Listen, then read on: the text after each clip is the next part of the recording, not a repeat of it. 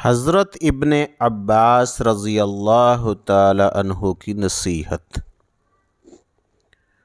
وہب رضی اللہ تعالی عنہ بن منبہ کہتے ہیں کہ حضرت عبداللہ بن عباس رضی اللہ تعالی عنہ کی ظاہری بینائی جانے کے بعد میں ان کو لیے جا رہا تھا، وہ مسجد حرام میں تشریف لے گئے۔ وہاں پہنچ کر ایک مجمع سے کچھ جھگڑے کی آواز آ رہی تھی۔ فرمایا مجھے اس مجمع کی طرف لے چلو۔ میں اس طرف لے گیا۔ وہاں پہنچ کر آپ رضی اللہ تعالیٰ نے سلام کیا۔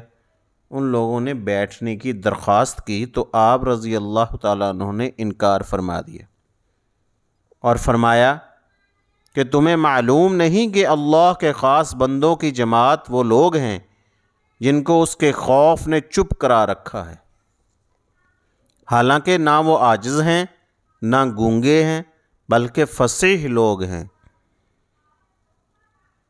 بولنے والے ہیں، سمجھدار ہیں، مگر اللہ کی بڑائی کے ذکر نے ان کی عقلوں کو اڑا رکھا ہے۔ ان کے دل اس کی وجہ سے ٹوٹے رہتے ہیں اور زبانیں چپ رہتی ہیں، اور جب اس حالت پر ان کو پختگی میسر ہو جاتی ہے تو اس کی وجہ سے نیک کاموں میں وہ جلدی کرتے ہیں۔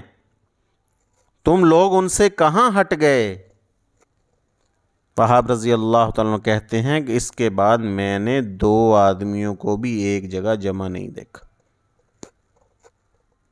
فائدہ میں لکھتے ہیں حضرت ابن عباس رضی اللہ تعالیٰ عنہ اللہ کے خوف سے اس قدر روتے تھے کہ چہرہ پا آنسوؤں کے ہر وقت بہنے سے 2 نالیاں سی بن گئی تھی۔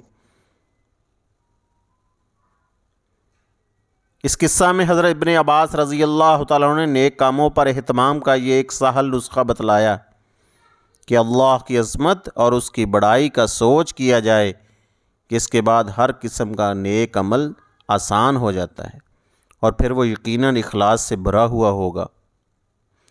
رات دن کے 24 گھنٹوں میں اگر تھوڑا سا وقت ہم لوگ بھی سوچنے کی خاطر نکال لیں تو کیا مشکل ہے۔